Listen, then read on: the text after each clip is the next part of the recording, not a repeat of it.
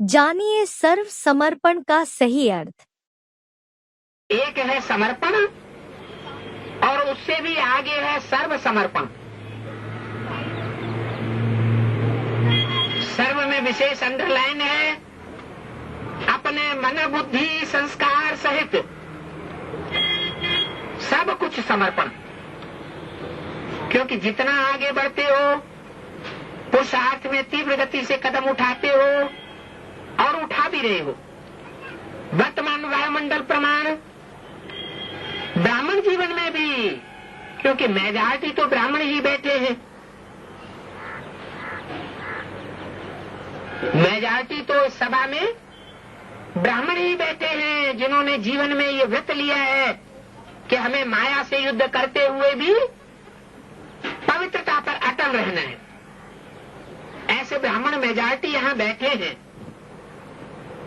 मन के ऊपर व्यर्थ है, बुरा नहीं, बुरा तो खत्म हो गया, लेकिन व्यर्थ और नेगेटिव उसका प्रभाव वर्तमान वायुमंडल के प्रमाण ज्यादा बुद्धि पर हो जाता है। तो यथार्थ और सत्य निर्णय करने की महसूसता शक्ति कब महसूस होती है? समझ से महसूसता होती है। हाँ, ये रंग है, ये ठीक नहीं है, लेकिन एक है विवेक से महसूसता और दूसरा होती है दिल से महसूसता।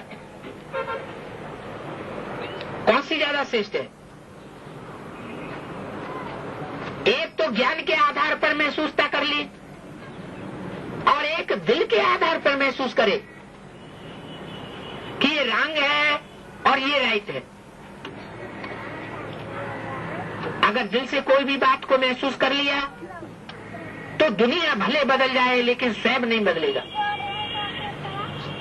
जिसने दिल से महसूस कर लिया, ज्ञान के आधार पर तो बहुत महसूस कर लेते हैं, लेकिन दिमाग के साथ साथ दिल से भी महसूस करें तो मन बुद्धि का तो सुनाया। अब संस्कार पुराने 63 जन्मों के होने के कारण नेचुरल हो गए हैं।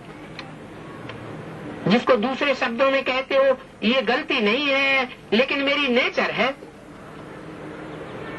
तो पुराने संस्कार कुछ मिटते हैं, कुछ दब जाते हैं, फिर निकल आते हैं। लेकिन सर्व समर्पण का अर्थ है मन का भाव और भावना हर आत्मा के प्रति परिवर्तन हो जाए। चाहे कोई दोस्त हो या दुश्मन हो, चाहे संबंधी हो या कोई दूर का व्यक्ति हो, संपर्की हो, सबके प्रति भावना चेंज हो जाए।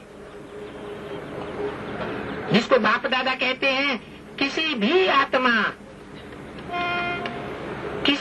आत्मा में बुखार नहीं रखना चाहिए। शत्रुता का भाव किसी के प्रति न हो, कैसी भी आत्मा हो। भिन्न भिन्न आत्माएं तो होंगी ही। कल्प वृक्ष है, वैरायटी वृक्ष है।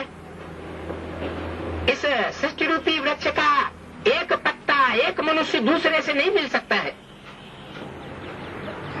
वैरायटी नहीं होता तो शोभा ही नहीं होती।